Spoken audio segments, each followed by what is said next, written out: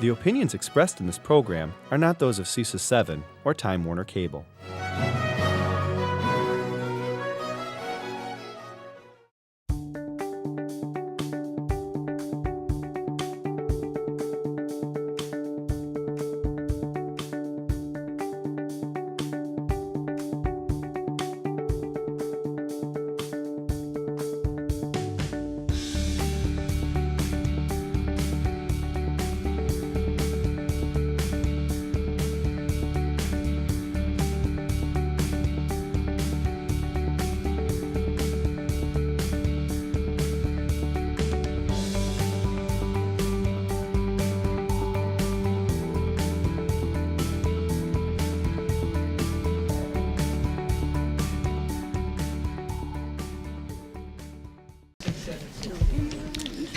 Me, Devontae Adams. I really like him. He's a nice kid. I love him. And this one was a really nice kid. That's how Huckman did. Yes. They were really You want to read that? Did you read it last time? I can never Then I remember. did it with the one kid who. Oh, all right. Then perfect. This one is a work in progress. Okay. This is the work in progress. This one right here, number 23. Who can get an interception again? Demarius Randall. I'd like to call the meeting to order. I apologize for the late start, but we had a previous meeting.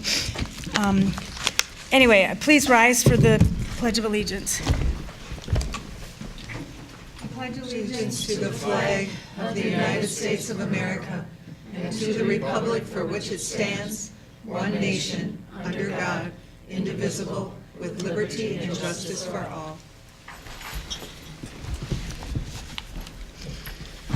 And then I'd ask Laura McCoy to read the mission statement, please.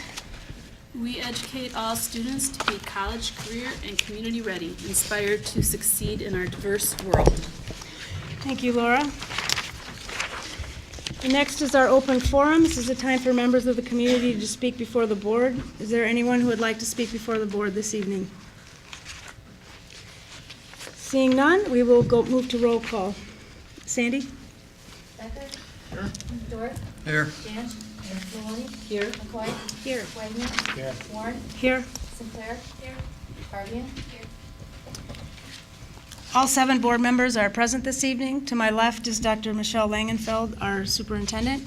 To my far right are Grace Sinclair and Jamie Barbian, members of the Intercity Student Council. Grace is our president for Preble High School, and Jamie is a student at West High School. And to my far left is Sandy Heller, our board secretary. I do want to let members of the audience know, including those on television, that you can view the board agenda and handouts from this meeting, as well as minutes and handouts from past meetings, by visiting the district website at www.gbaps.org, clicking on Our District, and then clicking Board of Education. On the left menu, you will find a link to agendas and minutes, and this will take you to a website called Neptune, where all board agendas, minutes, and handouts from board meetings are housed.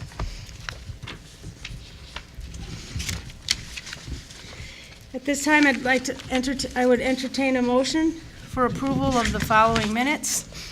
Regular board meeting, September 18th, 2017. Special board meeting, October 2nd, 2017. Special board meeting closed session, September 18th, 27th, 2017, and October 2nd, 2017. Second. All in favor? Aye. Opposed? The minutes have been approved. Next is monitoring reports, and I know there's nothing there, but I'll turn it over to Julie. To say there's nothing. All right, and do you know, is there, next month, is there a plan for what's coming? I know we talked about it, but I can't remember. Is John over there? He is. John, what is next month? Monitoring report is school success plans, going over the process. Oh, that's right. Success plans, and a summary of our secondary schools. All right, so a presentation on school success plans. All right, and next is our superintendent's update, and I'll turn that over to Dr. Langenfeld. Thank you so much. As I share the calendar with you for the month of October and into November, I'm going to invite our CTIO Chief Technology Information Officer Diane Dersch to join us because she will be the next item on our calendar and talk to us about the Board of Education Data Dashboard. When we look at the calendar, October 18th, we have our Intercity Student Council meeting here in the boardroom at 7 o'clock in the morning. And then we have that same day a public engagement session regarding our budget later that day at 5:30 right here in the boardroom as well. So October 18th will be the second meeting about the budget. October 24th is a special board meeting beginning at 4:30 I'm assuming, I'm not sure what that is, Sandy. Screen the. Oh, applicants. Applicants. All right, thank you for that. And then October 27th is our fall recess. Moving into the month of November, we have a special board meeting to approve the budget at 4 o'clock. That'll begin with a public hearing and special board meeting to adopt at the budget at 5:30, followed immediately by a special board meeting at 6 o'clock. On November 6th, we have our teaching and learning work session meeting, immediately followed by our organizational support work session meeting on November 6th, again right here in the boardroom. November 13th is a public engagement session regarding student achievement and the achievement gap at West High School in the Tooney Center. And then November 20th is our regular board meeting at 5:30, and November 23rd, 24th is Thanksgiving recess. And all of these dates, of course, are on our website as well. Can I interrupt? Sure. How many board members at this point are planning to come to the November 13th engagement session? Okay, so we have at least, yeah, okay, so we have a good number. So we have a lot coming up here. And again, the calendar is on our website. Right now, I've invited Diane Dersch to speak to us briefly about the Board of Education Data Dashboard. And Diane, if we could give the board an update. Certainly. On November 1st, the work will begin at WISE Local to put together your dashboard. We have provided a spec sheet that has the 4 strategic directions and the measurables that would go along with that. And so they will be putting that together. It should take 2 weeks to create, and then we will take a look at it internally. But we're thinking by your November 20th meeting, you'll get to have first glance at your dashboard, and then you'll be able to provide feedback as well for any revisions that could come your way. In the meantime, you have been provided a link to a website that has information for your specific schools. I want to give Dr. Gwen Stramp and her team kudos for taking time to put those charts together, because they do have a regular cycle at which they will put those charts together so you have the latest information. But then once it's up and running, it'll be real-time data, correct? It will be real-time data, yes. So that should certainly support the role of governance and being able to monitor carefully what's going on across the district. Okay? Right. Any questions for Diane? We're good? Okay. Thank you, Diane. The next item is a success story, and I want to share just one that has occurred at one of our schools, and then one more that I think is a very important success story as well.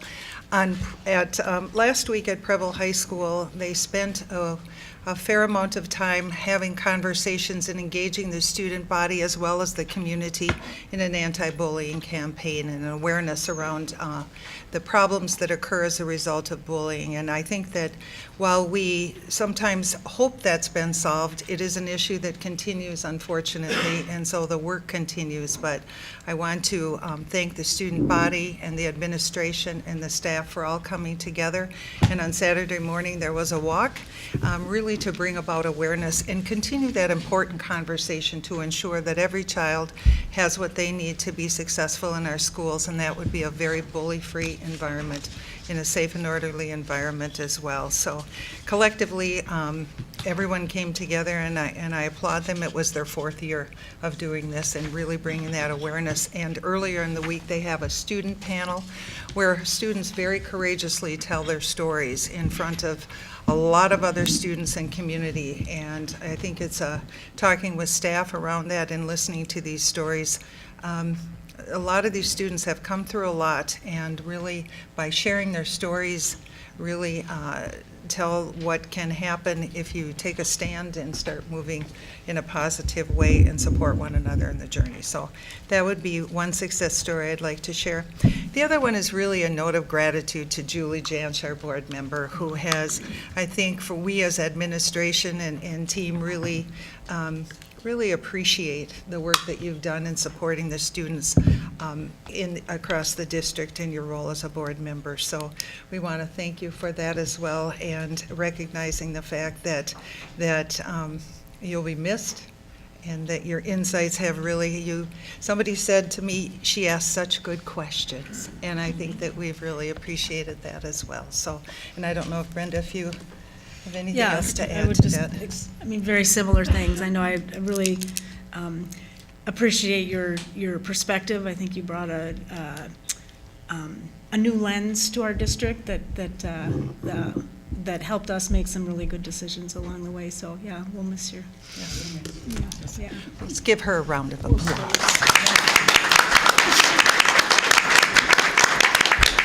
Thank you, Julie. And then the next is an action item, and this moves us to the budget. So I would entertain the motion around the budget. I move that the 2017-18 budget as presented or as modified be approved. And we're going to welcome John Kasha, our Chief Financial Officer, to the table as we begin and think about the budget for 17-18. Looking forward, we've been fortunate and we're grateful to our community to have passed an operational referendum, as well as to the additional dollars that the state legislature provided us in categorical aids. And John will talk about those benefits, but as you recall, over these last several years, in fact, we've actually deferred expenditures or cut expenditures upward of $21 million in 15-16 and 16-17. So this budget is affording us the ability to address those deferred maintenance projects and technology implementations, as well as important adjustments in staffing. I know that as we look to achieve our district priorities around academic excellence, engagement, personalized pathways, and thriving workforce, these additional dollars have helped to ensure that we have the staff in place to deliver. We've deferred some curriculum implementation that we can now address, and professional development that's a real critical, essential part of our learning for our staff and for all of us as we move our students forward. Also, the additional dollars are going to help us address some of the very important social and emotional and mental health needs that some of our students need that additional support, and of course safety, and also some of the needs of our English language learners as well as our special education students as well. So we're looking forward to sharing with you, and John has really prepared, along with Angie Robley and the team, an important budget that we're looking forward to the board feedback and community feedback over these next several weeks. So I'm going to turn it over to John. Well, thank you. And behind you, I'll be playing a PowerPoint along with the booklet, and I'll try and lead you through the process that we went through during the time I've been here. And the schedule has already been mentioned, but Wednesday will be another opportunity. And tonight, as an example, if there are questions that I need to research, I'll be able to get back to the group at that time, or even during the public hearing in a couple weeks as well. Let's see. There's a mission statement again. In here is the statute that requires us to go through the process that we begin this evening. And these are the points that I'll try and lead us through one at a time, again referring to the budget booklet that is on Neptune, and hopefully you get an opportunity to look at it. I'll try to highlight some areas. And again, it's such a comprehensive document. There are highlights that I'll point out, but if there are things that you need clarifications on, of course, I'll be willing to hear that as well. So again, we'll start out with the factors in the process. Dr. Langfeld touched briefly on the referendum impact, and I'll do that as well. Then focused in on probably the two largest funds, and then all of our other funds. Not that they're any less significant, but in terms of dollars and time, I wanted to make sure I honored that as well. And then finally, the proposal summary. And we start out with the important factors that over the past 6 weeks, all of these numbers have come in to begin to form the budget that you see in front of you tonight. And first is equalized property value, and you see a graph here stating the last decade or so and where we are. And in 17-18, the equalized property value for the school district came in at 4.09%. So we're back to right around recession levels. So we've had that dip, and it's been basically statewide, and it's taken some time, as everyone knows.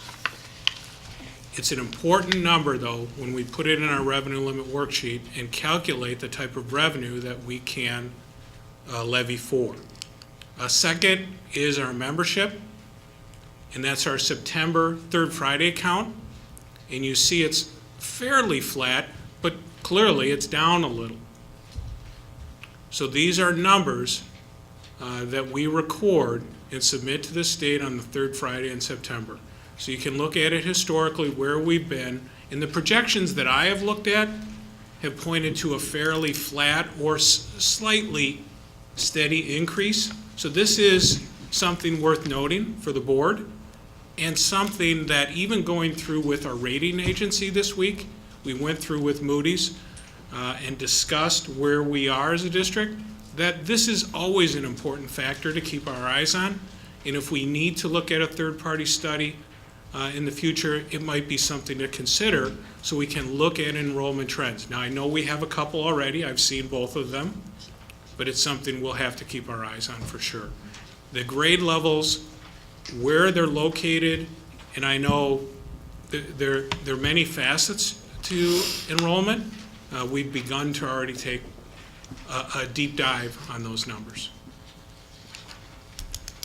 Friday, you may or may not know, the equalized aid number came out from the state. It was publicized across the state, and you see here for us, we have a 2.52% increase. There are a lot of factors that go into forming that number, and I'll try and touch on some of those as I go through the budget proposal today. Expenditures are very important.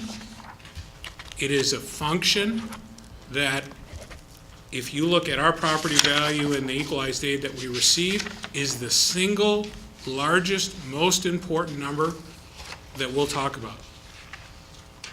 So while revenue limits for low ceilings and many other types of funding, this is the big one for us, $155 million out of 272. It's something we keep our eye on very closely.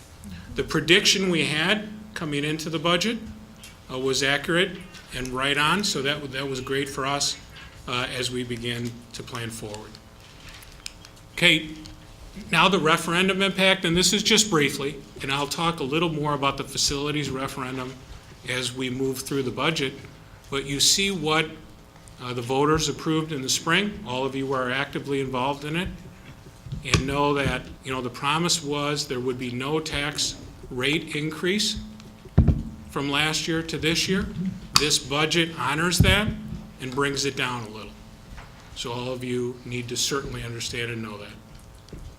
Secondly, at the bottom, or towards the bottom, I've referenced if, or we didn't have the other aspect of the referendum with the 16.5 operational, where would we be in terms of revenue? And again, it's a complex question, but we'd be facing at least a $5 million deficit in revenue from this school year. And again, there are a lot of variables when you begin to answer it, and I've tried to mention that in this slide. Question. Are you going to, the reason for the drop to 10.16 to 10.10, is that because of the increase in our property value assessment? That's one. That's certainly one component. to it. Property went up more than expected. Enrollment went down more than expected. Equalized aid was at about the same rate. The energy efficiency component that, in fact, Mike from Barrett is here tonight to talk about, plays into it as well. We did not levy up to 9 million, which brought it down and allowed us to look at potentially bringing down next year, because we have a debt payment schedule that's already in place, that we have to make sure that we can smooth out our levy rate. And if we bring it down and spike it up, I think that's when we receive a lot of feedback from people. And generally speaking, I think we do feel comfortable tonight that we can bring it down slightly. And I think that's good news for taxpayers, of course. Okay, the booklet. Now, it's a number of funds, of course, but we can begin on page 5 with our general fund. And again, if you have questions as we're going through it, please let me know, or afterwards, or over the next 2 sessions. Page 5 details for you and begins to look at our state revenues, our federal, and our local sources. And you see the large categories that I've listed here for you, and want to make certain that you understand state per pupil aid was a big topic this year from Madison, and it certainly did help us. I think, though, we want to make sure you understand it is somewhat disequalizing, meaning they give it across the board to all school districts, rich or poor. So when we talked about equalized aid earlier, that distributes money based on property value. This does not. So again, the money is appreciated and the funds are appreciated from the state. It's a step in the right direction. I think we all agree to that. But I want you to understand the difference between those two. The property levy you see is listed, and I'll have more details about property levies at the back end of the presentation. The state aid I talked about, federal money across the board in title services, which serve many schools, and in fact, for many, low poverty school district or schools throughout the district. Sorry about that, I was looking for my notes. High poverty aid is a state aid, and again, our free and reduced numbers are around 58-59%, and we received additional aid for them as well. So if you look at last year's revenues compared to this, it's an increase of $11.6 million, and you see the breakdown on those pages that follow. Next up are expenses, and there are a lot of details to this, and I tried to provide for you kind of a cross-section of expenses so you can drill down in closer detail. I've tried to summarize those during the presentation. The single largest is an increase in salary and benefits, and remember that salaries, we have a proposal to the teachers union for a 1.26% increase. Other groups, with the exception of administrators, have that, so it's built into the budget, in addition to steps, in addition to additional staff. The benefit side, health insurance, I hope you recall, has risen 4.5%, so that plays into the number you see. Contracted services, non-capitals, I think what you could do is go to page 11 to see the details of both of those two categories. And the significant increases, I think, range from teaching and learning, deferred maintenance, and technology.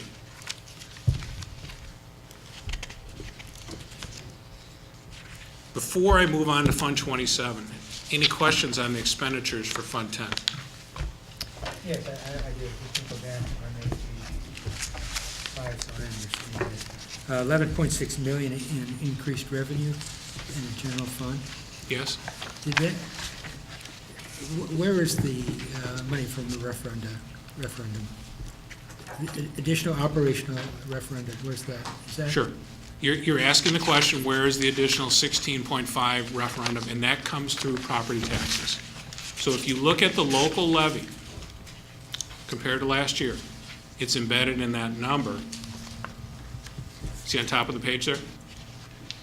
Okay, help me walk On through top of that. page I 6. see property levy. Of 77, What page should I be? I'm looking at page 7. I see property levy increase of 2.7 million, but that doesn't. okay, go to page 6 and look at the 2017 actual up on top there, and then the 2018 budget. There's the difference. And you're asking me where's the 16.5, I believe. It's in the property tax levy number that you see there. Okay, help me out. Why wouldn't it be on page 5 where it says property levy, an increase in property levy? Well, again, that's the difference from what we did last year to what we did this year. The actual numbers are on page 6, which are 74,854,842, and then 77,577,210. So it's the increase from last year to this year. Thank you. John, could you just speak a little bit more about, I think one of the important things when we went out and shared with our community that we would be maintaining classes and so forth, how many additional, can you speak just briefly about the additional staff we've added to ensure that we have our students' needs being successfully addressed, not only the teaching staff, but also could you speak to monitors and Sure. the additional student support staff, I would call it? Because that's in that 7.9, is that correct? That is correct. And of the 7.9 that you see in salaries, we've added 56 additional teachers, which is a 1.5% increase to our staff. Again, we have over 3,800 employees here. So again, when we mention it, they were deployed throughout the district, and included in that are 20 paraprofessionals that we've had, and also backing up to the 56 does include special education as well. We have hired additional monitors, some clerical, and just a couple in the maintenance department for a total of approximately $3 million in increased staffing to meet the needs throughout the district. And these numbers I just have received from HR, and they've done a nice job of trying to get me all the details I could during this time. Thank you. And I'll move to Fund 27, which I've touched on briefly. It is our second, go ahead, Brenda. I'm back on page 8, Okay. and there's a fund balance section in there, and I'm just wondering, are you going to talk about fund balance? You bet. Okay, I'll ask it later then. Yep. Very important aspect moving forward. Anyone else? Okay, and again, the second largest of approximately $44 million is our special education fund. And I've tried to detail for you some key points on both the revenue side, which begins on page 20,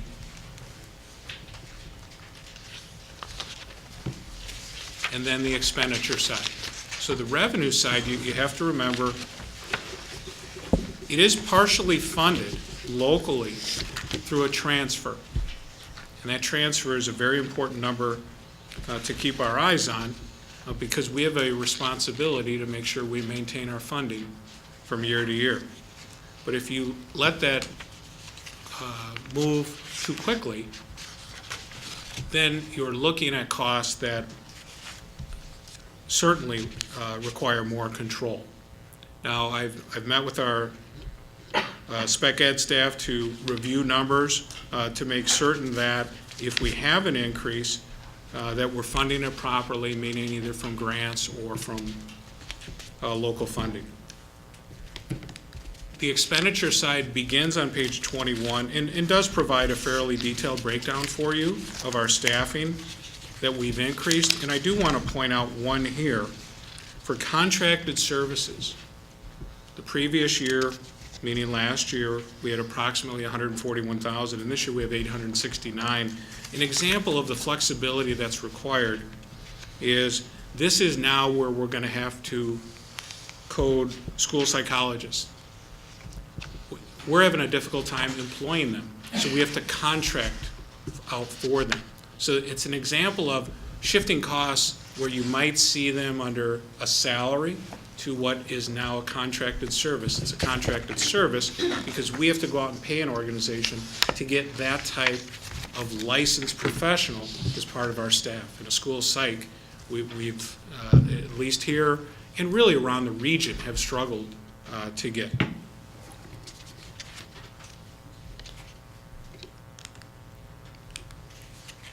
Okay, this is a broad overview of many funds that you see listed. And where I want to move, of course, is down the line. So if you start now to move forward to Head Start on page 25, I think what you see is an increase in a budget that was approximately $2.8 million and now at 4.8. If you recall, the purchase of the building for the current location is the reason for the increase in the funding, and that will come back down now that we've paid for that. And if you haven't had an opportunity to go over there, because I actually did, out of all the things I've been able to get accomplished, that was nice for me to see. But again, that's the reason for the spike in the funding that you see here, was the commitment that the board made last year to fund that.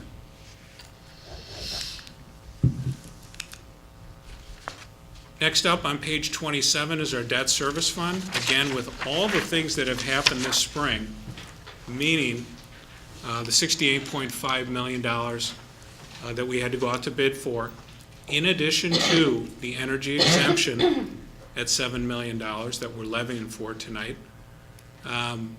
you see that the money is brought through Fund 30, and that's our debt service, and really there's two funds there, 30 and 38, to combine where or form our debt for the district. And I believe last year and through the spring you were very aware of your debt levels and where the debt level was relative to two other districts and what our capacity is.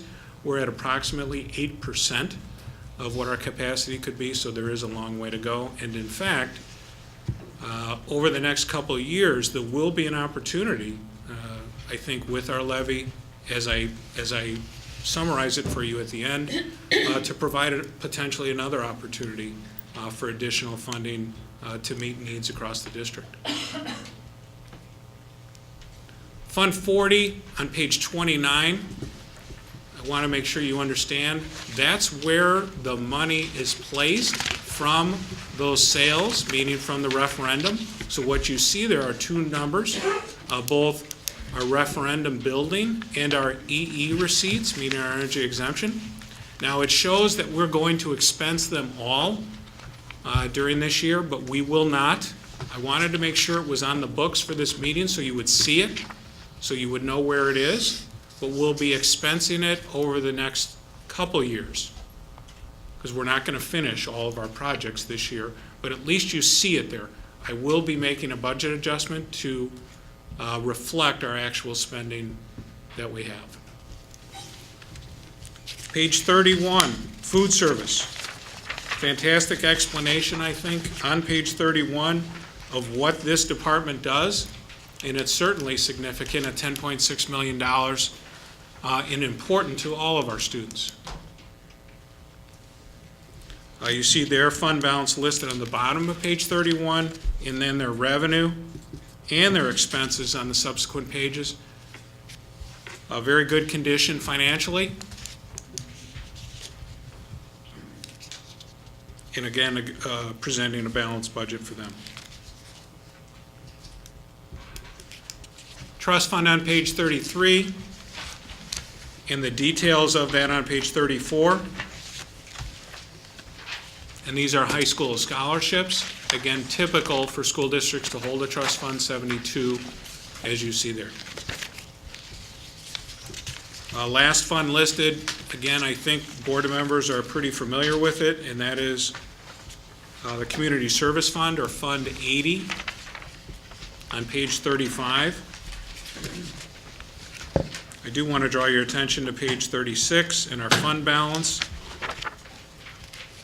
And it is something I think we will look at expensing some money. It is an opportunity for us in this fund, because we certainly don't want to hold a large amount of money here. And we had an increase of almost $500,000 from the previous year in this fund. All funds, $395 million. And then up on the board is just a requirement that we need to make sure for state statute that we post regarding our community service fund. There are always a lot of questions about what people tax for and what activities are included in those. And typically, again, you see the summary on board for you. So, question. There's in the narrative, it says that because the community service fund fund balance went up $500,000, that there will be some increased programmatic offerings. Have we decided that yet, or that's just something that we'll figure out? Well, I think when I came in, we began discussions immediately with Lisa Johnson on, I guess, assisting both with teaching and learning, also middle school activities too, on plans. And I think they were happy to hear that we'd be interested in, really moving to expense some of those funds, because they weren't certain that we were going to be able to do that. And I certainly recommend to the board that we do. I mean, it's in good faith that we're taxing for this, and we should put it to good use. And I think teacher and learning probably will be the single largest benefactor of it. Okay, thanks. All right. Now to summarize, and for most of you, and maybe all of you, you're very well-skilled in understanding the difference between a mill rate, the levy, equalized value, how that all works. And I've tried to point out a couple bullet points here for you, and again, summarize for you where we're at. First of all, reminding you our property values are important.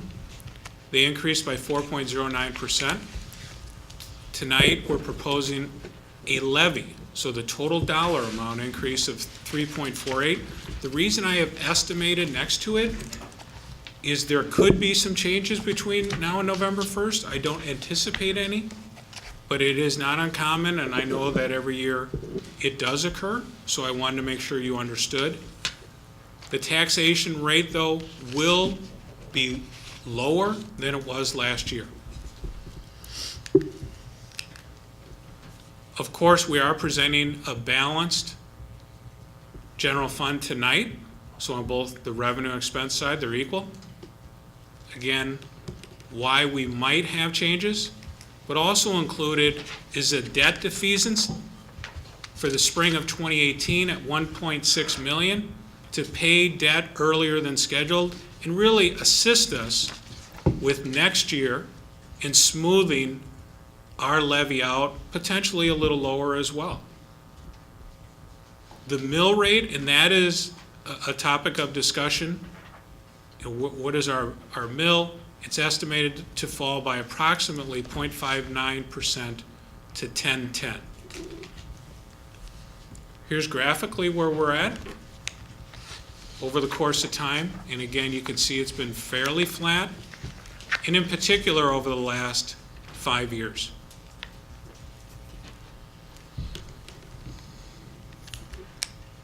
Here are some assumptions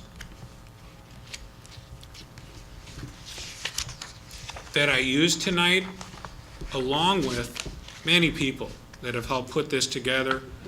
Dr. Langfeld mentioned Angie, certainly in our business department, have been very helpful. HR, technology, there have been a lot of people putting in a lot of hours during this short period of time to put these numbers together for you, and I wanted to make sure I mentioned them as well. Membership count could be updated. That may or may not occur, but just in case it might, there might be some minor staffing adjustments. We met as late as this afternoon.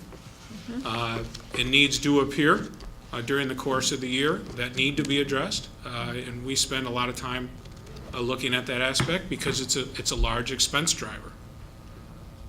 It's a working document. I certainly will be out here throughout the course of the year bringing amendments to you and trying to keep you informed on where we're at.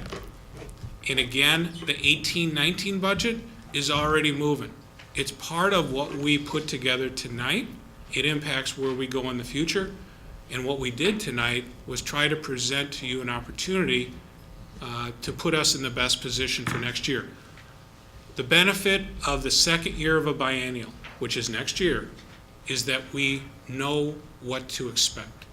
It's a very different planning session. It'll be much simpler for us to plan, and I think that is true, of course, for all school districts, but we'll be able to take advantage of that. All right, I didn't leave much time for questions, and I don't know if I went too fast since it's the first time I went through it. It's hard to gauge. I do have one other document, Laura, I'd like to move up, and that's the tax levy computation. And I don't know if you've seen this, but maybe some of your neighbors, want to know, what does this mean for me? And if you could increase column C to make sure we get those numbers, because those are two big numbers for us.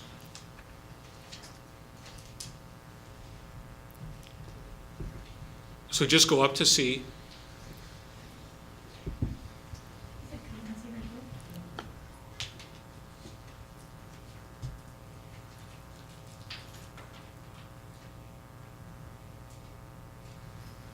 Do you want me to move it for you?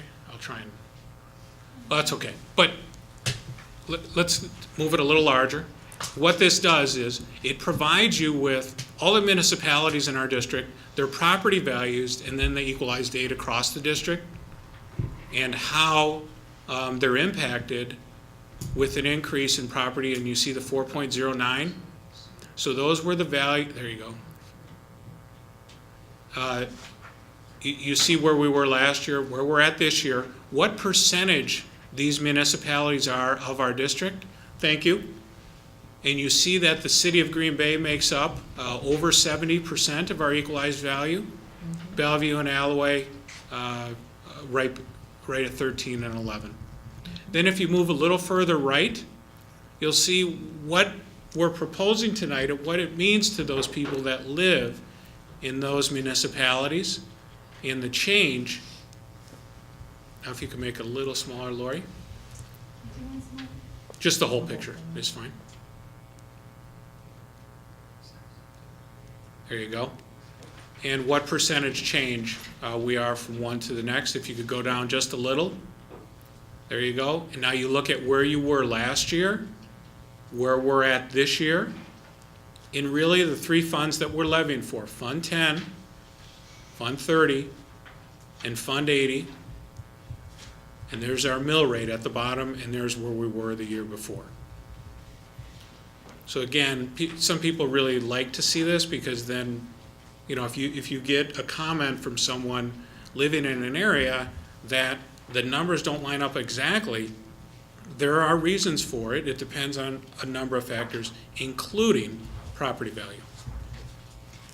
Can we go to is there a column that matches the municipalities that shows their mill rates? It does, no, I have not broken it down by that. Because those would be different. Correct. Right, it's the total mill rate that's 1010. I mean, the Well, total across all the the municipalities 1010 averages to is 1010. distributed across all property values, and different property values produce different revenues, but the 1010 is constant. Oh, okay. And again, that's lower than we were a year before. And property values, of course, play a large role in what we're talking about here. I did not include this one in the packet, but I'd be happy to do that. That just gives you a feel for, depending on if you talk to neighbors, why are the numbers different? Why is it exactly what, we described to them? There certainly are good reasons for it. I'd appreciate it later, something to email us a copy. Absolutely. Thank you.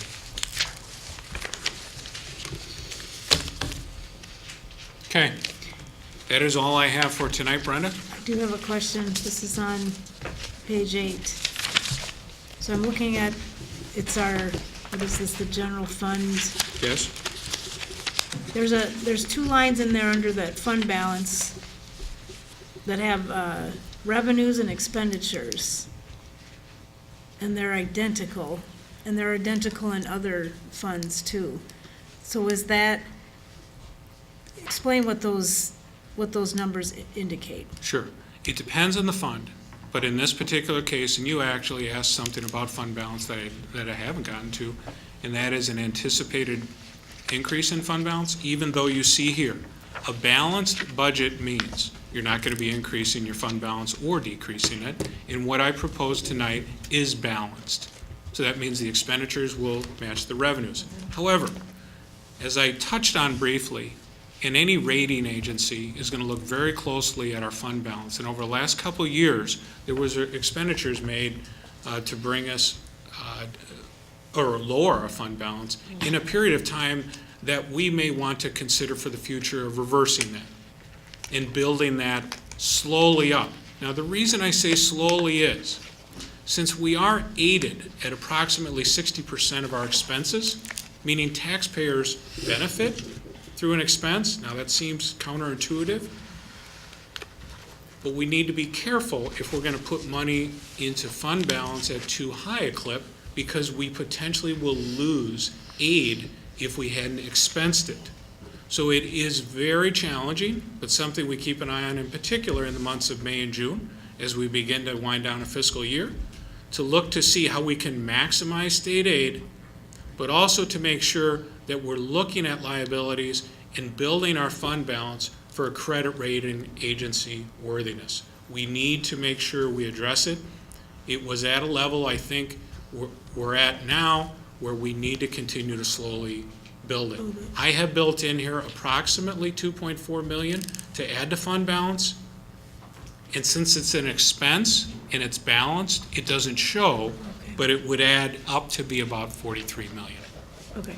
And another reason, one last thing about fund balance is, because we're self-insured, the $11 million that we have for our health insurance is included in that number.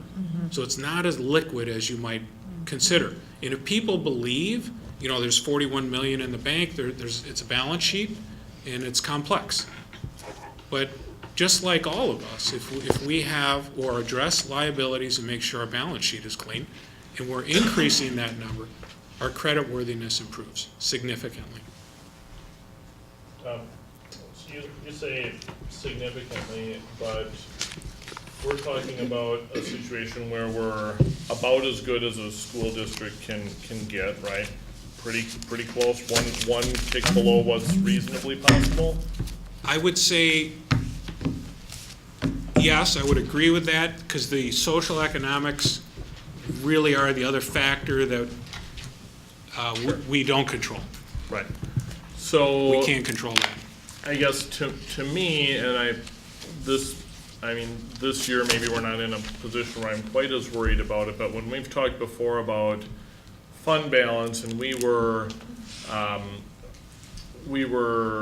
not going into fund balance when times were tougher, or going into it less than I might have suggested. We're not talking about something where if we get a few more $1 million, that we could double the thing, and it's not like our interest rates would go down 2 points or anything. There aren't 2 points for it to go down, right? I we're talking completely about agree. We're talking about small amounts here. fractional percents, and also too, I know we talked about not wanting to do a line of credit if we can avoid it, if we're in a time where the state aid is late and so forth. But again, when we're talking about a situation where it's a line of credit at 1% interest and it's used for some days, not even weeks, that's not something I get too worked up about either. I would rather see the money going to programming. That said, this year I'm not gonna make a big deal of it because I think we're okay with, thanks to the referendum, but I know they always tell us about this 15% figure, but if putting, unless we're doing everything we need to be doing for kids, if 2, 3, 5, 8 more $1 million in the bank is gonna save us 1/10 of 1% interest, that's not a good trade-off for me. Okay. I agree.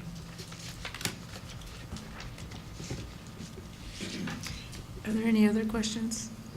Chris? Let me go back to funding. Help me understand this. It looks like we're going to levy for the same amount this year as we did last year. I'll wait till you get to that page. Page That's correct. 35. Is that correct? That's correct. Okay. And then I'm seeing under expenditures that we underspent, if I'm reading it right, we underspent this past school year by $500,000. That's correct. So we're looking at, I used to call that a carryover, I guess. I don't know, is that?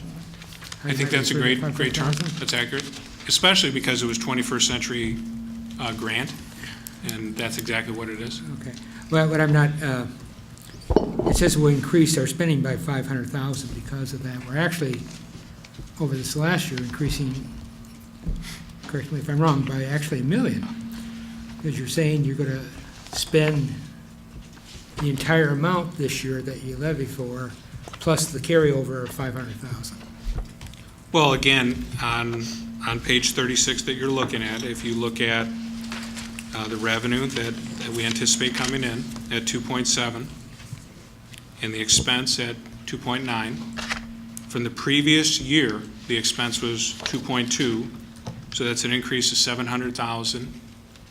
And we're talking about overspending the budget to spend down that carryover.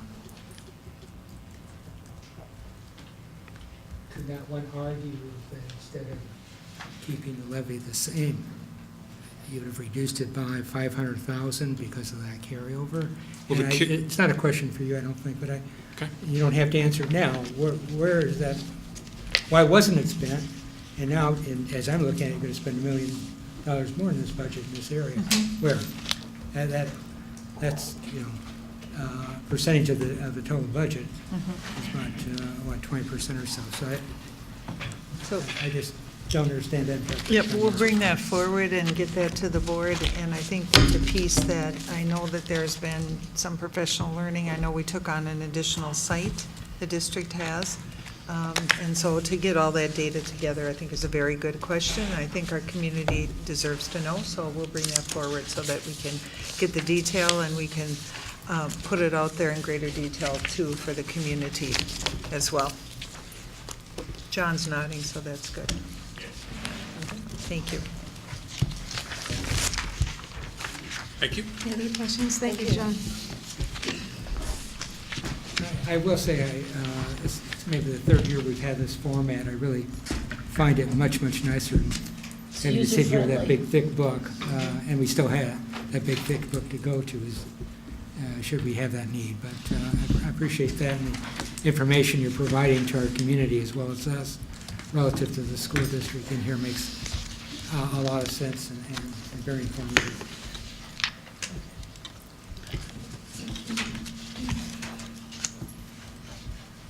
All right, then, next we have our legal department update.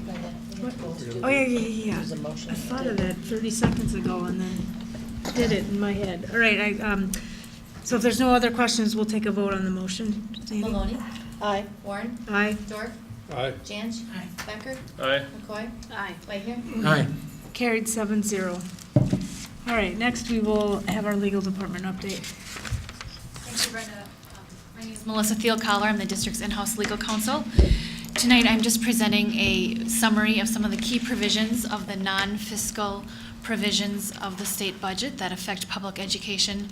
There really are too many to discuss tonight, but I just wanted to highlight a few of the important ones for you and how they will affect the district and what our response will be. The first major change, and I think that has gotten a lot of discussion, is the changes to teacher licensure. The budget has eliminated the professional or master license and has replaced it with a lifetime license. So teachers who currently hold, and administrators and people services professionals who currently hold a professional or a master license will have that license converted to a lifetime license. And as long as they stay employed by a school district and are not unemployed for more than 5 years, and as long as they pay a nominal fee to the DPI, they will continue to have that lifetime license.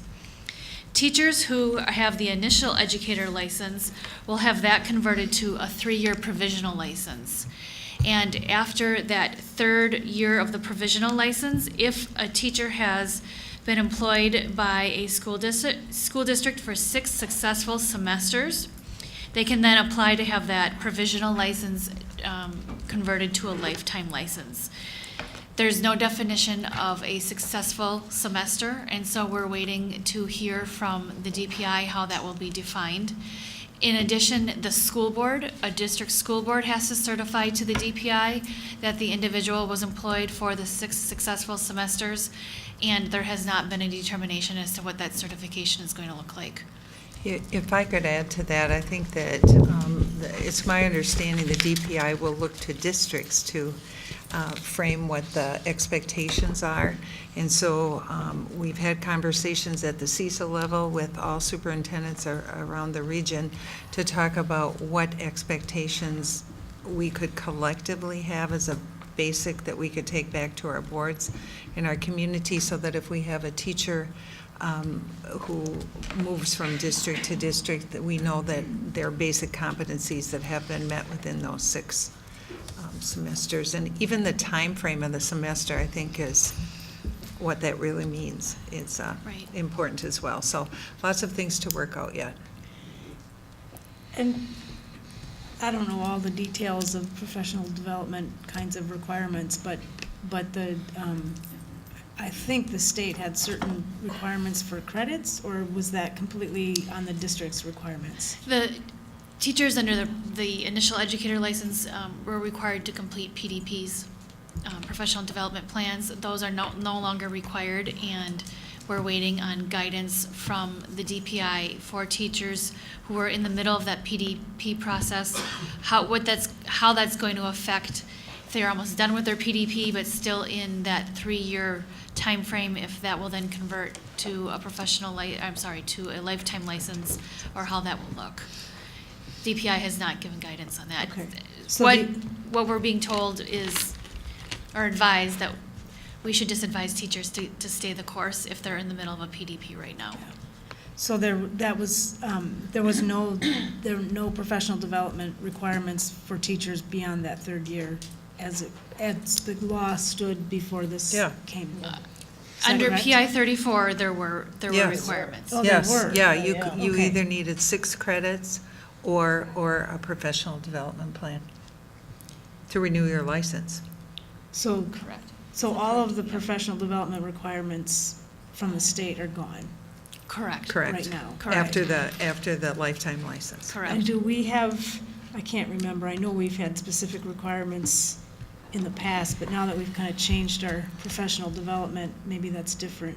Well, I mean, our district has I think had we're certain fortunate, requirements. this district has valued professional development, and this Right. district has valued continuing education. And our master's lane is open for teachers to move to the master's lane, so we know that teachers will continue that professional development and that lifetime learning through that process. Okay, so, sorry. We used to have a requirement of hours, our district did, but I know we've changed it to sort of on-the-job kind of professional development, so that has got rid of those specific hour requirements. Correct. Okay, thanks. Clarifying question with that. There's nothing that would change in the law that precludes a district from requiring in service X number of hours in service from staff? Correct. It just would not affect a teacher's license. It could affect your But in employment terms of- status. In terms of Yeah. Correct. continued employment, we could do that. Correct. Right, okay. Yep, correct. In addition, for those initial educators who don't meet the requirements of the lifetime license, you can continue to reapply for that provisional license with no limit on the number of applications. So if you don't meet that lifetime license requirements, you can just keep applying for that provisional license. Emergency license are now being called licenses with stipulations. And again, there has not been any guidance issued by the DPI. It seems logical that these licenses could be converted to a provisional license once the stipulations are met for the licenses with stipulations or those emergency licenses. Also, licenses are now listed by developmental level, will be converted to grade level. So for a license that's birth to grade 3, an early childhood, regular, and special education license will now be listed as birth to grade 3. Grades K through 9 are formerly the elementary regular education, and grades 4 through 12 are formerly middle and high school subjects, and grades K through 12 would be arts, CTE, PE, et cetera, in special education. So DPI was put in a difficult spot because these changes came on very, very fast. I think they're working very, very hard with limited resources on this. They do have a blog that they continue to update as more information becomes available. And as Dr. Langenfeld indicated, superintendents are reaching out to determine how we can be consistent across the region in implementing these changes. Mm-hmm. Any other questions on the license? Okay. In the previous budget, part-time open enrollment was replaced with course options. And if you remember, we had a number of policies that needed to come to the board table to implement those changes to course options and to eliminate part-time open enrollment. 2 years later, I'm back to tell you that course options has now been eliminated. And course options has been merged with youth options, which is another opportunity for our students to earn college credit beyond the four walls of a high school. So effective with the 18-19 school year, course options and youth options are now being called the Early College Credit Program to simplify how high school students can obtain college credit.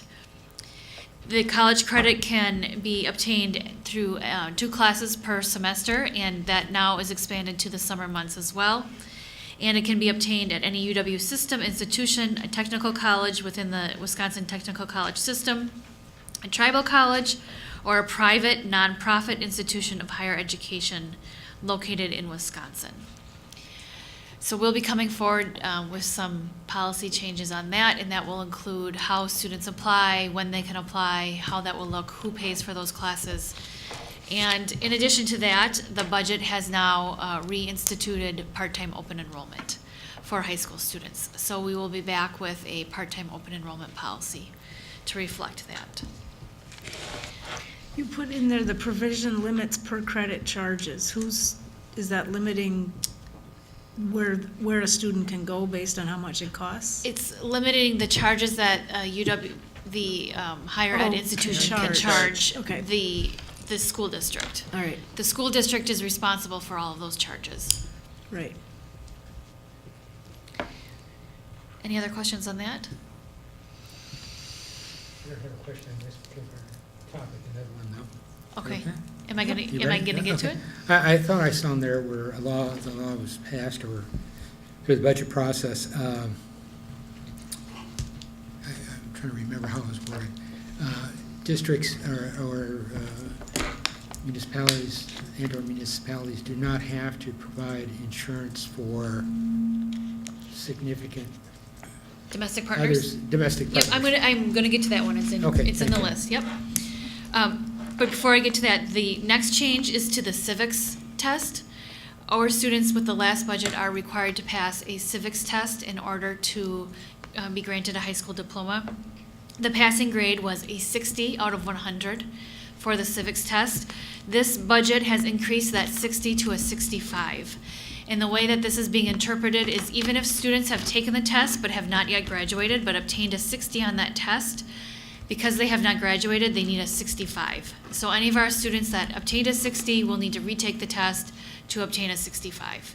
And Mike Freeze and his department is working on that part, as well as making sure that our system is correct and in place so that it will flag students who did not reach that 65. When are we giving that test again? What school year? Oh, they give it all the time. I mean, every year. I'm just wondering the length of time between when they got their 60 and the students who are graduating this year. Right. Typically, we would head into that more in the freshman year of students, That's what I typically around thought. second semester. As a former social studies teacher myself, I feel like this is a bit of an ex post facto law. I crossed the street, now you made it illegal, now I'm getting a ticket. So my understanding is they're going to work on a possible grandfathering and changing of it so that anybody that already met the previous cut score as of September 23rd would be allowed to have, okay, it counts, and now anybody from September 23rd on, but that has not been passed, it's not been approved, and so I agree with your assessment of the current situation, but we're very hopeful that they'll be able to sort that out. We do have some youngsters that are in line in these next few weeks to possibly take the test who are in their junior or senior year, who have transferred in and weren't part of the system last year that we worked to already complete it.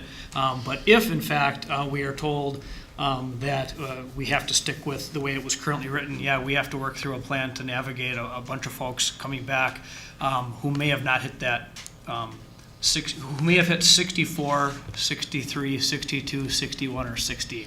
And so we have not done a data analysis yet of who that would pertain to, but Stephen Miller and Josh and the team in the technology department have worked to write some code, so we'll get that all sorted out. So, and we're meeting next week to clarify next steps on our end. Thank you. Thanks. Thanks. And then to Dr. Wagner's question, the state budget created Wisconsin statute 66.0510, which prohibits all municipalities, counties, and school districts from offering employee benefit plan coverage to domestic partners of employees as of January 1st, 2018. The proposed logic behind this was that with the state's recent legalization of same-sex marriage, that there is no longer a need for government employers to offer benefit plans to cover domestic partners. There has been a large debate as to whether this change affects only those employer plans that are offering the state group health insurance and the state group life insurance. There's a large camp of individuals who have analyzed the language of the budget that it only applies to the state plans and does not apply to employers' privately provided plans. We do not provide the state plan. We are self-insured, and we provide our own plan. Our insurance consultant and a number of other large insurance consultants believe that this only applies to the state plan. But we will continue to monitor this, and if it does apply to the district's plan, we will need to make the necessary changes effective January 1st, 2018. Just a point of clarification, that law doesn't preclude us from offering? It would, if it is It would if it was interpreted state. that it applies to privately provided plans, we would be precluded from providing domestic partner coverage. There's a difference of opinion as to whether it applies only to the state group health insurance and life insurance, or also to districts who do not offer the state plan but offer their own insurance plan. It does, however, apply to all duty disability benefits and deferred comp program. So for any employees that participate in the Wisconsin Retirement Deferred Comp Program and anyone who qualifies for the duty disability benefit program, there cannot be coverage for a domestic partner under those plans. And that's through the WRS plans. But personal commentary here. I find it offensive by our legislatures to step into this. They want local control, but they, quite frankly, I think they're being homophobic on this. And what I find interesting with it too is there are more and more heterosexual couples that choose not to marry. And so they're slapping a whole lot of people, in my mind, for mean-spirited reasons. Thank you. So stay tuned. We'll continue to monitor this and hopefully have a definitive answer sometime soon. I'm just going to skip to the last one I wanted to highlight, and I think the other ones have been pretty widely covered in the media. But I think I saw Lynette was here, and the state budget eliminated the farm-to-school coordinator position and the 15-member farm-to-school advisory council. And I know our food service has really pushed the farm to school. We have Live 54218 here in Green Bay that has been instrumental in pushing this. And we've had a really big movement in our schools. So I see this as a negative to our schools and a negative to that farm to table, farm to school movement across the state. I agree. So that was the last. So, in terms of direct impact to us, if we already have our farm to school program, what does losing, because this is the state farm to school coordinator, so what does losing that position in the advisory council potentially mean for our district long term? If I could call Lynette to the table. Is that 15-member farm to school advisory council paid? I'm not aware if they're paid. Maybe Lynette knows some more information about this. It is a paid position, yes. And also what we do have is the AmeriCorps too, who can go around and they assist school districts. So what we're gonna do as for the food service department, we're still gonna do our due diligence. We're gonna reach out to the UW Extension. We're gonna reach out to local farmers ourselves, make sure that we get all the correct license that we need, the insurance, the insurance that we need to have. And we, the food service department, we do work very close with Melissa and her office to make sure that we have everything. So what did this farm to school coordinator do? They would coordinate information for all of the schools and for 54218 or any of items with DPI or with the community with outreaching. Okay. Thanks. A big resource for us. Yeah. Okay. Any other questions on things that I haven't highlighted tonight, but that I included in the memo, if you had any questions? I would look forward to bringing the policies to the table with the changes that we made 2 years ago that now need to be changed again. So, thank you. Thank you. Next is our Intercity Student Council report. I'll turn that over to Grace, and Jamie probably. Alright, so hello. We have a lot of great things going on. Sports are all getting really exciting, as well as musicals and academic teams. So I'll just start out right away with Southwest. So they're having a Trojan 2K on October 30th during the school day. Southwest will also host Antigo High School on Thursday for soccer playoffs. The Book of Empty Pages is going to be a musical on November 24th, and that is actually produced by their musical directors. They're going to have 2 musicals this year, and this one was written by the director. They are hosting a holiday craft fair on November 18th. Their football has a playoff game versus Ashwaubenon Friday night at home. Their National Honor Society is raising funds for hurricane relief. Their homecoming was on the 28th and it went really well. Musical rehearsals for the other musical are starting as well.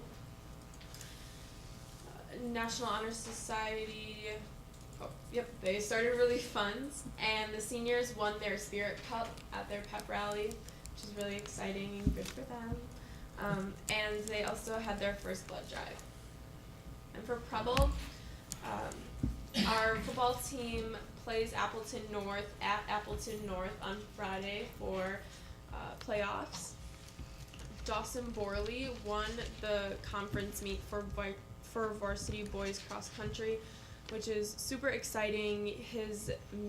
His time was 16 minutes and 38 seconds, which is crazy fast, so that's really awesome for him. Our Preble band played in the Sister Bay Parade on Saturday, and they also, there was the anti-bullying walk run, which Dr. Langenfeld talked about before. National Honor Society, this week we had a bake sale because our school and our National Honor Society specifically has adopted a high school in Houston. It's Klein High School, and so we will be doing different things throughout the year to collect money, and all of our money that we raise will go directly to Klein High School and the members and families of that school. Our girls golf team went to state. They got 12th place. Our soccer team is conference champions, and they will be playing regionals on Thursday versus Appleton East. Our homecoming was on the 7th, and it was really good. And our musical, which is Hairspray, will be performed the first and second weekend in November. Okay, so for West, starting off, we had a student pass away last week, and her funeral is going to be held Wednesday. And so during the day on Wednesday, we're going to be holding a moment of silence for her and her family. West participated in the marching band showcase, the expo, a couple weeks ago. During our homecoming week, we raised $1,100 for hurricane relief through a penny war for Spirit Cup points, as well as we took $2 from each homecoming ticket we sold and used that to raise money for hurricane relief through the Red Cross. Our one act has its first competition on Thursday at Bayport, and our show this year is Sharks in the Custard. Our play, Blythe Spirit, is cast and rehearsals are going on. The performances for that are in the very end of November. Our wrestling season has begun. Girls Cross Country was in 7th at their last meet. Boys Cross Country was in 4th in conference. Operation Snowball is taking place this weekend, and we've been recruiting for that. We have an event in our band called Zombie Marching Band, where we all dress up as zombies and have makeup artists, student makeup artists, and then our band plays at Green Bay Theater, which is really exciting and always a good time. We're doing the Drama Club, the class of 2020, and the French Club are doing a stadium clean this weekend after the game. The French and the theater classes are going to see the opera Carmen in early November. We lost our homecoming game, but the juniors won Spirit Cup, which is exciting for me. And our IB Diploma Year 1 students got to go on a leadership field trip for International Day of Peace, so we could start brainstorming cast projects with other IB students. And for East, their girls volleyball team is in a 3-way tie for the conference championship. They held and were at the marching band showcase. Their softball is beginning soon. That might not be right. And Basketball. It might be basketball. Basketball would be starting I don't soon, remember writing yes. that. Yeah, I don't think that one's right. Their musical, A Chorus Line, will be performing the first and second weekend in November. And their musical has a dinner show at the KI Center on October 28th. And their first blood drive took place, and their homecoming dance was themed There's No Place Like Homecoming. And so the whole entire week was Wizard of Oz themed, all the dress-up days and everything. So for John Dewey, they're doing student-led assessments on John Dewey. Their law club is going on a trip to the courthouse. Operation Snowball is being held at Aldo this year, and they're involved with that. Their senior capstones have begun, and they recently got their school store refurbished. That's all. All right, thank you. I have a question for Oh, you. go ahead, Chris. Out of curiosity, Grace, I don't expect you to have the answer right now. How do you set something up with the school in Houston, and how do you know that the money's going where you want it to go? Oh, okay. So, our principal contacted our NHS advisor, and so I'm the president of NHS, and so then he contacted me, and she has someone related to her who goes to Klein High School, and they were affected by the storm.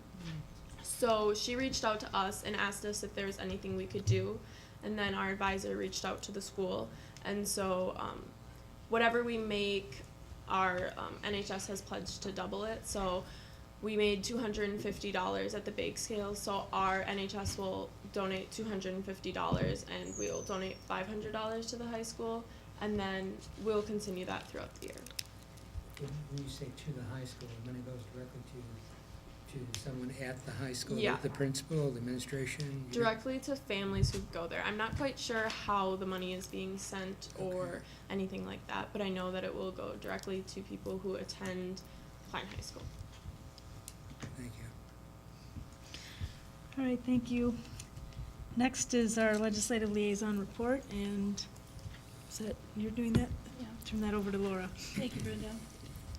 I wasn't in attendance last month, but I believe that Julie updated you on some of the more essential parts of the state budget, such as per pupil categorical aid. And I'm just going to touch on a few other things. Melissa already talked about changes to the education licensure rules. And so the next item would be special needs voucher expansion. The budget expanded special needs vouchers. It is estimated that approximately 250 students will use the special needs vouchers in 2018-19, resulting in more than $3 million reduction in aid to public schools for that year. For the first year, the payment amounts would remain the same, currently about $12,000 per student, but for future years, the payment would be the greater of the following. One, voucher payment amounts under existing law, or the actual cost incurred by the private school in the prior year to implement the child's most recent IEP or services plan, as modified by agreement between the private school and the child's parent, and related services agreed to by the private school and the child's parent that are not included in the IEP. In other words, it's kind of a blank check for the voucher schools and the parents with no accountability to the resident school district taxpayers. The next item, energy efficiency exemption. And can I ask I'm a sorry. question? I don't, and no, if we have services that we provide to a special education student beyond what we get in funding, we are not allowed to raise our price tag and get more money. Is that, Melissa, you want to just come?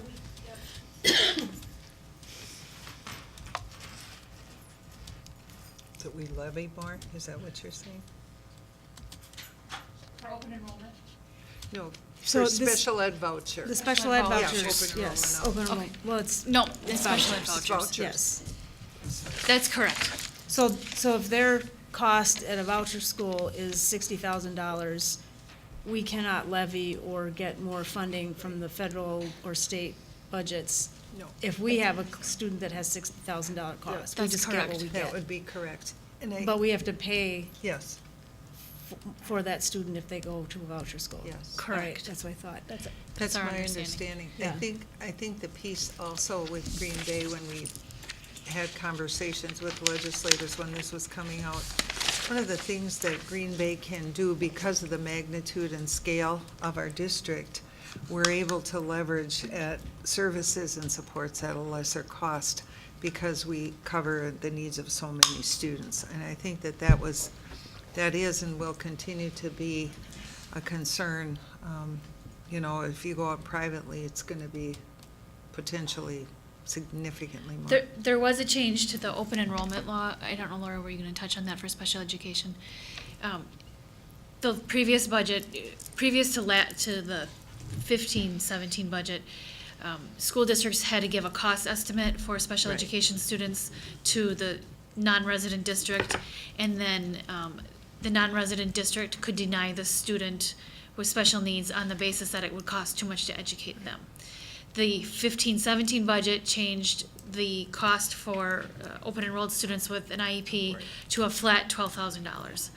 that was not meeting school needs. And so now the budget has now, starting with the 18-19 school year, there's a mechanism that you can now charge up to $30,000 for a student with special needs back to the resident district. It's capped at $30,000. So the legislature has recognized that because a lot of schools were just setting their open enrollment spaces at 0 because they didn't want to wage the bet as to whether students were going to be coming in with very high needs that they could not afford to educate. So it's there's two things. It's a bit of There's a irony based on what we have to provide to the voucher schools versus what a student going to a different school under open enrollment would receive for the education. And when you open enroll, you're still provided with the protections of the IDEA. When you go to a voucher school, you are not. So. Point of clarification. Should a youngster go to a voucher school, either within our district or without, are there any services that we're still required to provide, be it busing or speech therapy or anything? Well, if a student is attending a private school, whether it's through a voucher or not, we are required to provide busing within our policy and within the attendance area of that private school. They have to set the attendance area. With respect to services, that's determined through Claudia's office, and we do provide students in private schools with services who are special education based on the amount of funds that are available for those private schools, which is then distributed to the private schools. So it is, and I believe Claudia's here. She was. It is not the full scope of services that a student would receive in a public school. It's based on that allocation to the private schools. Okay, you said we provide. I guess what I'd like to know, should they go over there under that voucher mechanism, granted busing, you answer that, are there any services we have to provide? I don't think I can answer that with a yes or a no because it's really based on what services we are providing to the private schools under the funding mechanism of how much special ed services we're providing already to the private schools. So for example, speech and language is very common that we're providing to the private schools in the elementary. If a student was attending a private elementary school and needed speech and language services, they may receive those services not because they're receiving a voucher, but because we're already providing those services in that private school. Thank you.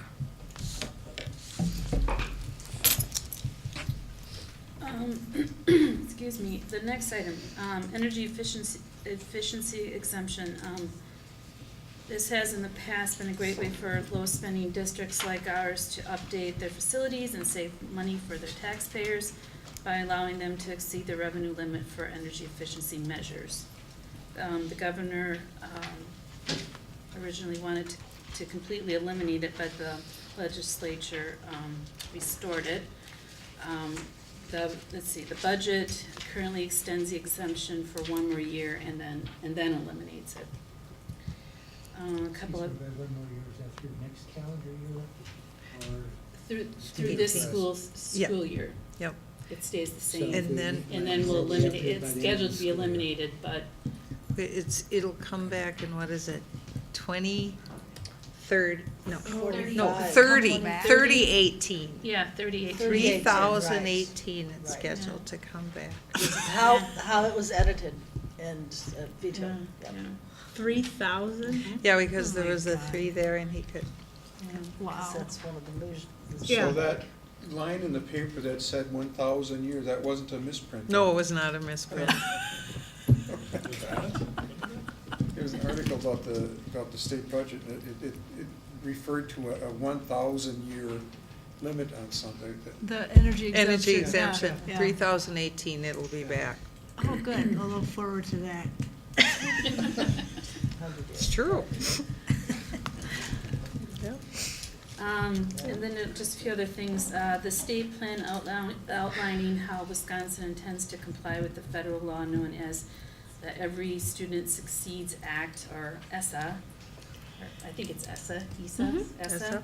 will not be supported by Governor Walker. The ESSA program was put in place as a replacement for No Child Left Behind, and its purpose is to address inequities in education.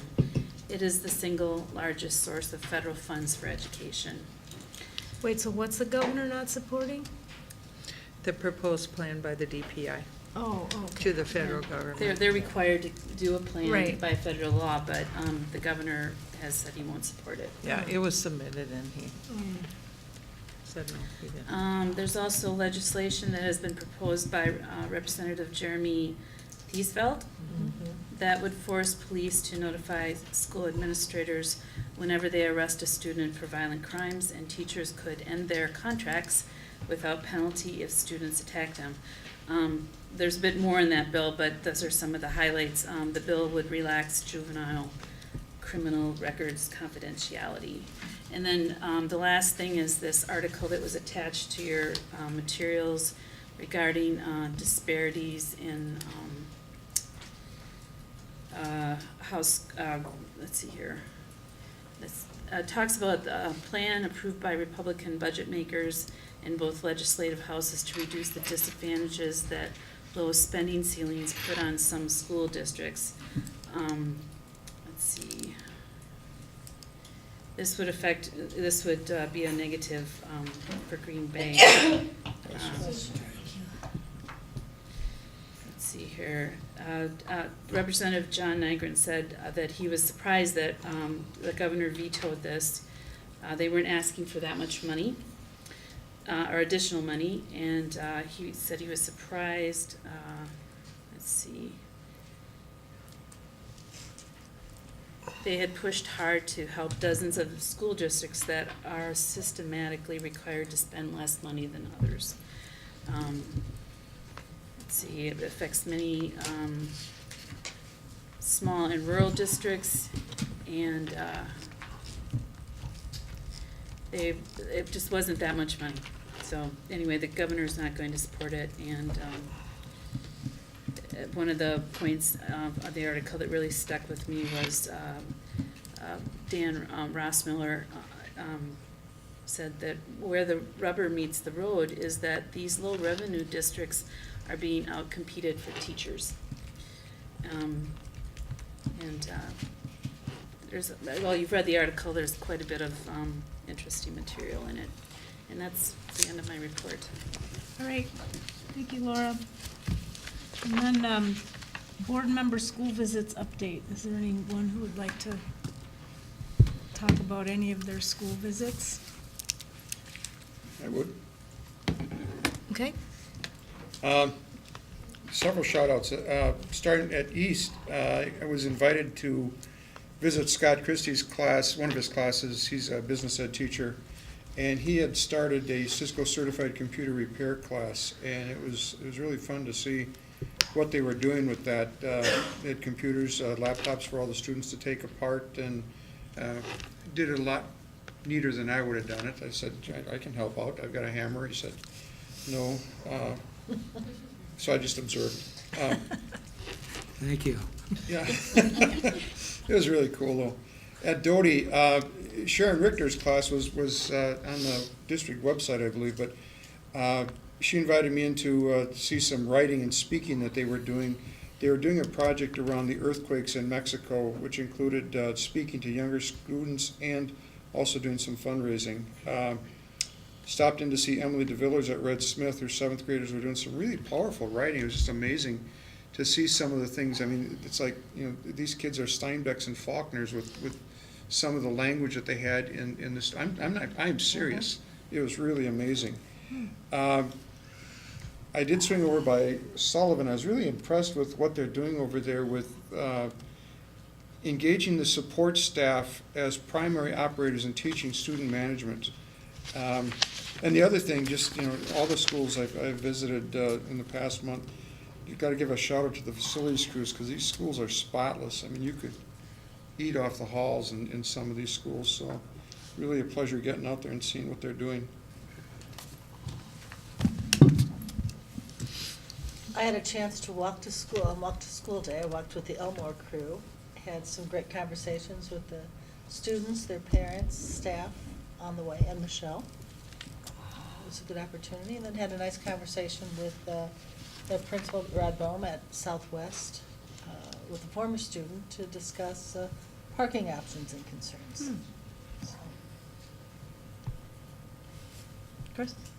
Well, I've been out of town, so I haven't been able to visit as I would like, but I have been to Washington before and since I've been back, and you know, things are definitely going in the right direction there, and right now we're sort of past the honeymoon stage at the start of the year, so staff is looking at making sure the behavior continues in an upward trend. Do you want to talk about the dedication of the field at West? East? I'm sorry, at East. Yeah. You can. Okay. Michelle and Brenda and I were present at the dedication of the new field at Green Bay East, which was a very fun event, and the field is beautiful, and the track is beautiful, and I was very impressed. I know it was a very expensive project, and took a lot of time to install. And I believe we got a large donation from the Packers and to help that along. And it was just a thoroughly enjoyable event. And I think they also fundraised through the community so that they could have There a was- red track. So Yeah, that was there was a lot exciting of to see that. Had just been recently, I don't think they call it painted, applied, anyway. I actually took, I think the Brianne Kehoe invited us to go on she took her, or the biology teachers at East took their students on a Baird Creek lab trip, and I took advantage of that and spent a couple hours in Baird's Creek, literally, helping students find these tiny little or not microorganisms, but tiny little organisms and things that they were going to then take back and talk about the next day. And I also spent 2 days, or two times at Edison, and I went to their literacy team meeting. This was in 6th grade, and then it was really fun because I heard the literacy team meeting, and then got to spend the 2-hour literacy block with one of the teachers. It was actually the literacy coach's lab classroom, but it was nice to kind of see what was talked about in the meeting playing out in the classroom, and just seeing the just how different the literacy block is, and they spent a lot of time they're writing narratives, and it was just interesting to see the approaches they have of helping the students to plan ahead and write really powerful narrative stories, which they weren't doing that day, but it was just the planning and looking forward and talking about powerful words and things like that. It was probably similar to what you were seeing in the classroom, so that was fun. Cool. Anybody else? All right. Then we will move on to district events, if there's anything we've talked about, Grace talked about a lot of events going on. There's a lot going lot on. of stuff going on right now. And I think it's all the playoffs and Right, theater and music. Next is system reports, and first is teaching and learning, and that'll be facilitated by Katie Maloney. Thank you, Brenda. We have 6 action items that were thoroughly discussed 2 weeks ago at our work session meeting. And I will begin with, I move that the Weequahic Elementary School Children's Center for Environmental Studies as presented be approved. Second. Sandy? McCoy? Aye. Wagner? Aye. Becker? Aye. Maloney? Aye. Janch? Aye. Warren? Aye. Dorf? Aye. Carried 7-0. I move that this Exploring STEM, which is science, technology, engineering, and math, curriculum documents as presented be approved. Second. Sandy? Becker? Aye. Janch? Aye. Maloney? Aye. Dorf? Aye. Wagner? Aye. Warren? Aye. McCoy? Aye. Carried 7-0. I move that the middle school art curriculum documents as presented be approved. Second. Sandy? Warren? Aye. Becker? Aye. McCoy? Aye. Janch? Aye. Maloney? Aye. Wagner? Aye. Dorf? Aye. Carried 7-0. I move that the grade 5 instrumental music and secondary popular music workshop / studio curriculum documents as presented be approved. Second. Sandy? Wagner, Aye. Maloney, Aye. Warren, Aye. Dorf, Aye. Janch, McCoy, Aye. Becker, Aye. Carried 7-0. I move that the pre-calculus and advanced placement calculus AB curriculum documents as presented be approved. Second. Sandy? McCoy, Aye. Dorf, Aye. Becker, Aye. Warren, Aye. Maloney, Aye. Janch, Wagner, Aye. Carried 7-0. And I move that the science curriculum documents as presented be approved. Second. Sandy? Janch, Aye. Maloney, Aye. Warren, Aye. McCoy, Aye. Dorf, Aye. Wagner, Aye. Becker. Aye. Carried 7-0. And that concludes our report. All right, thank you, Katie. Next is organizational support facilitated by Andrew Becker. I move that the resolution awarding the sale of $16.995 million general obligation promissory notes as presented be approved. Second. Sir? Are you here for that? Yes. All right. It'd be a shame not to invite him up. Yeah, I know, Really, after he's we been sat here all resting that for time. quite a while. That's right. Good evening. Mike Clark from Baird.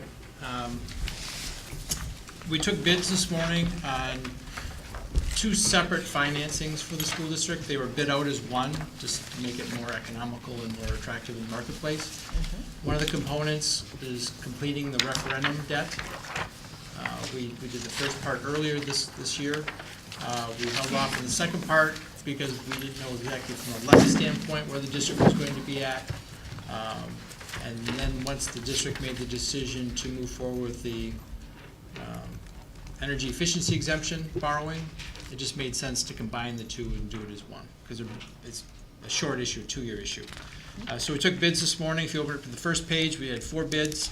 We actually had 5, but JP Morgan's bid did not meet the bid specifications, so it was rejected. It wouldn't have been a factor in terms of the winning bid anyway, but just to make you aware. So Morgan Stanley was the low bid at 1.8313%. Go to page 3, just the issue summary.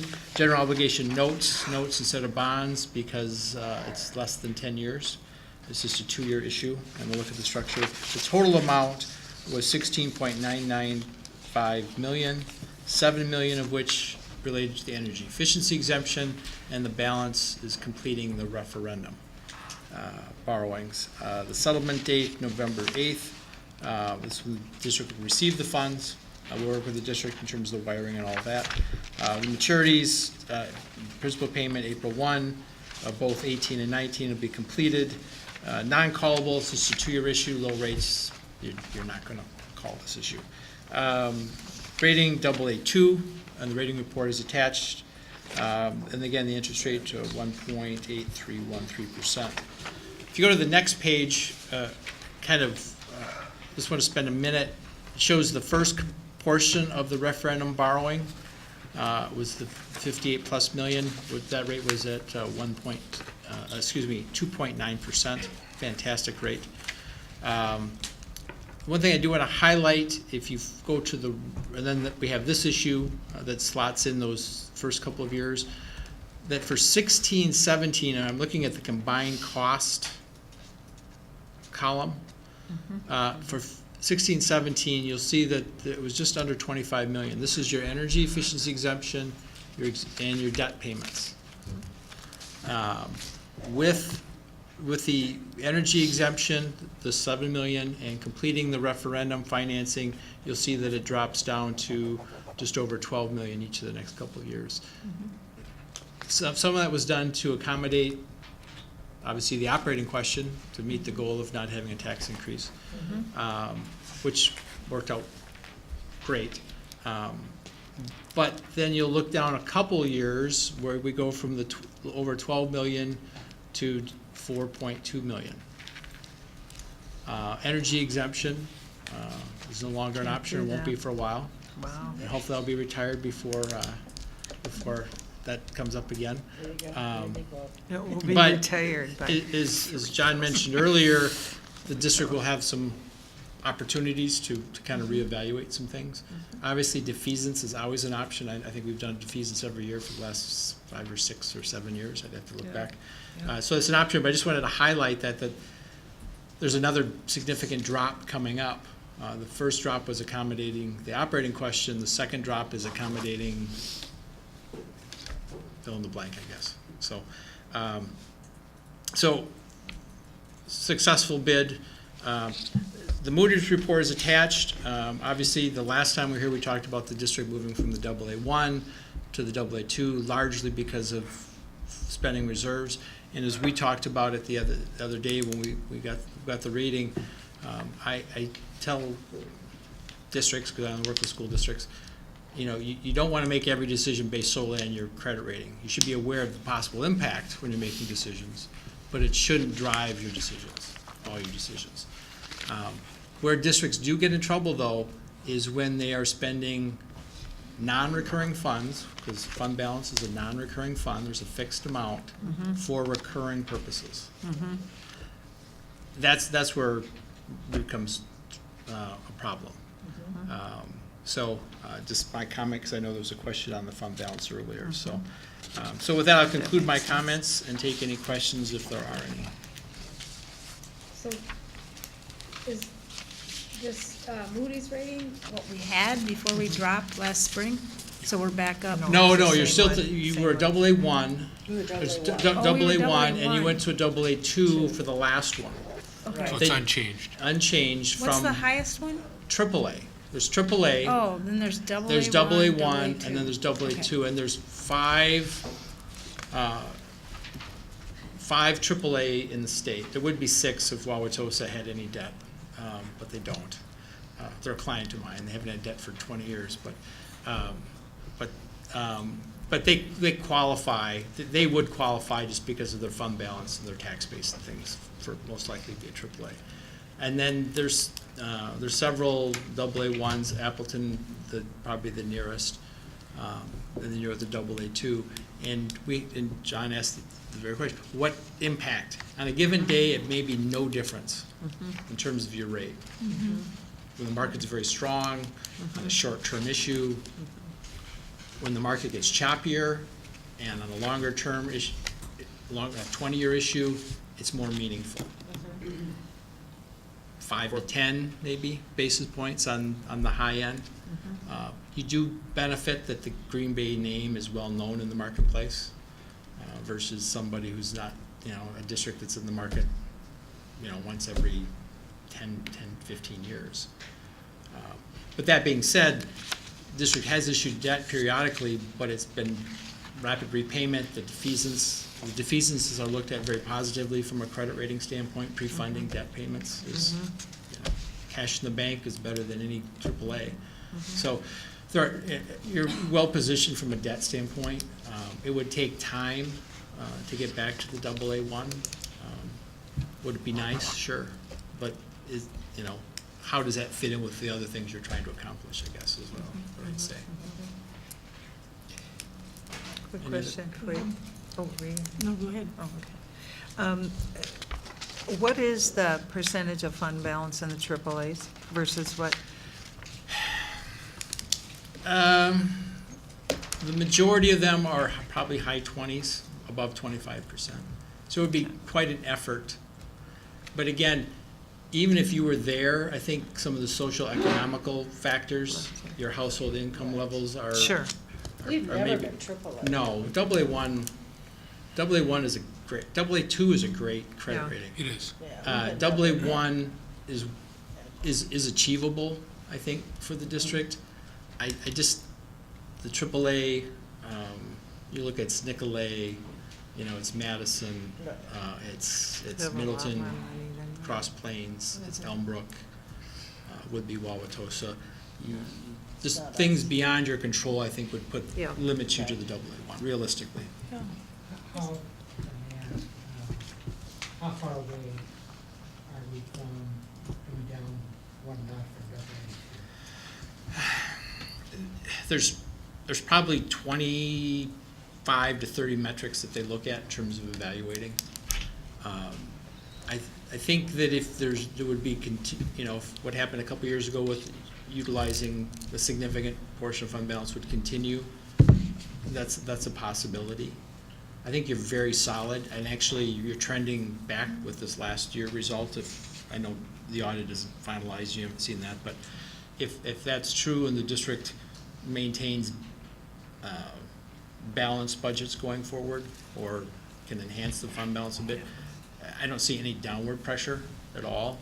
If the district over a period of time would spend, say, 5 to 8% of your existing fund balance, that would probably create some discussion in terms of the credit rating. There's not a formula and an exact. They don't have a chart. What's below AA2? AA3, and then you get into the single A. That's more dramatic going into the single A. We're closer to AA1. At this, as we sit here today, I would say yes. You're closer to AA1 than AA3. Just for comparison, what is the state of Wisconsin itself? Oh, we do work with the state. I believe they're AA1. Okay.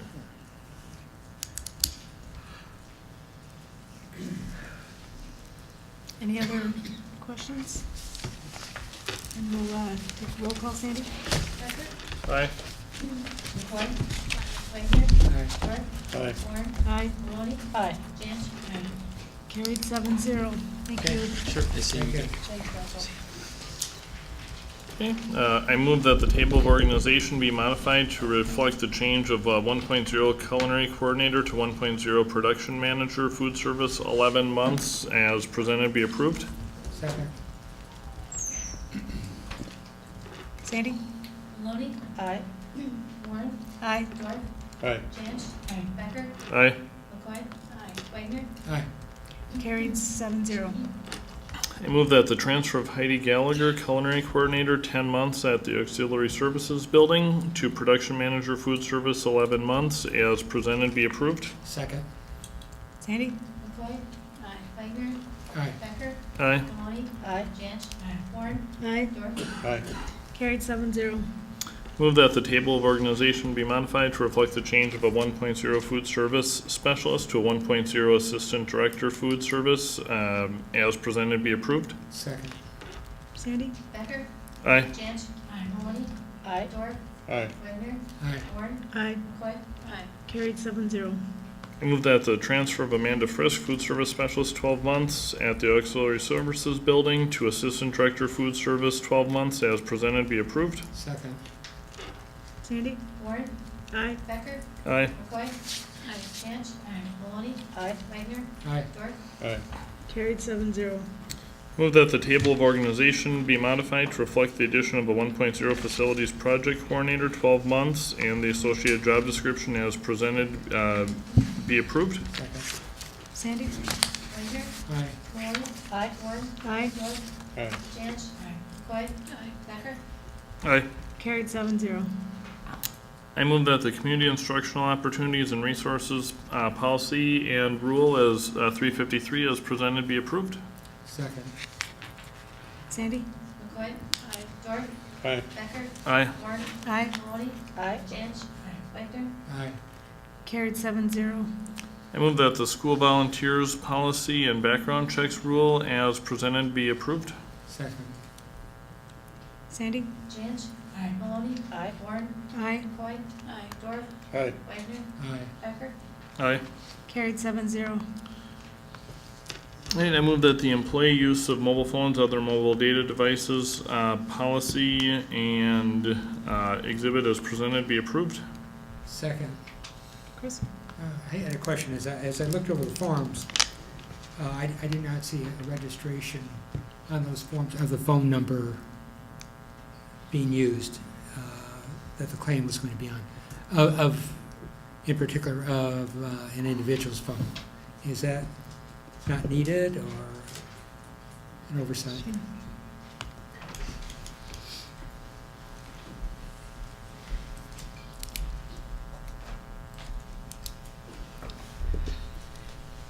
What we're asking for the first time that a person would be approved to start the reimbursement is that they submit a receipt or something from their carrier so that we know that that phone number is registered to that person.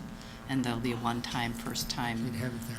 Okay. So that we Thank have you. it there and then we substantiate there's a correlation. All right, any other questions? Nope. Thanks, Jean. Sandy? Maloney? Aye. Warren? Aye. Dorf? Aye. Canch? Becker? Aye. McCoy? Wagner? Aye. Carried 7-0. Move that the staff protection policy as presented be approved. Second. Sandy? McCoy? Wagner? Aye. Becker? Aye. Maloney? Canch? Warren? Aye. Dorf? Aye. Carried 7-0.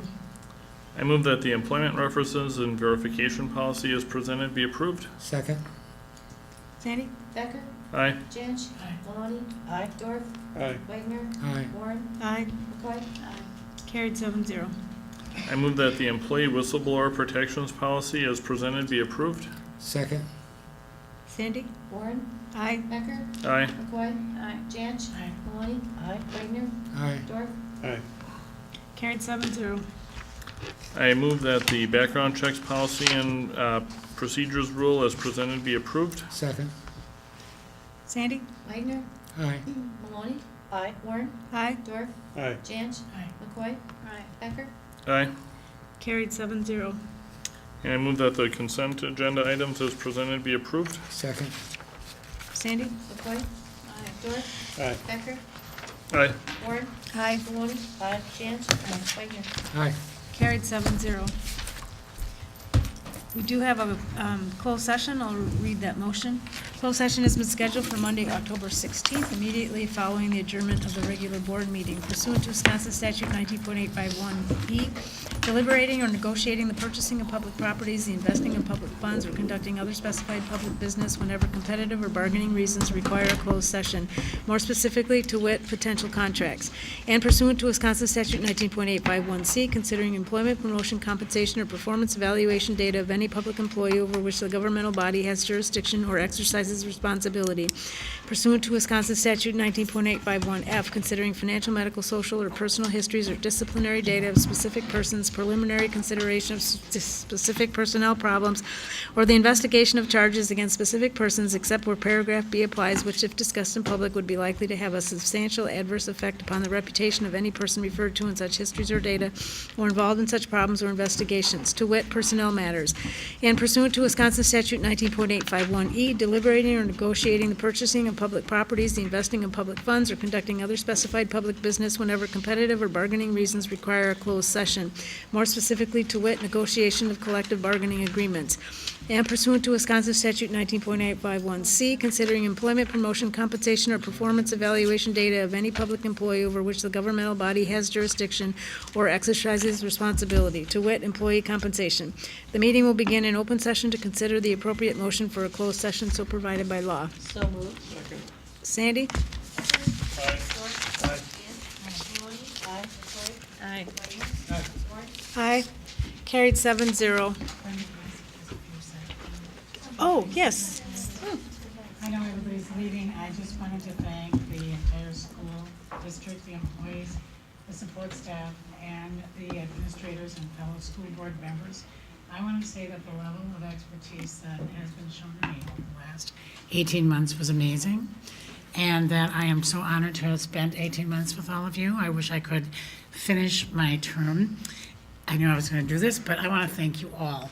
And I want the community to know that the dedication toward this district by everybody in this district was amazing.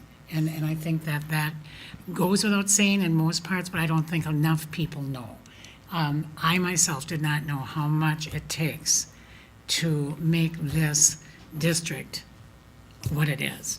And I want a special thanks to the school board members who mentored me and helped me through the last 18 months. Michelle, thank you so much. I never called and asked a question, and from anybody on this school board or that worked for the district that did not get back to me and answer my questions as fast as they could.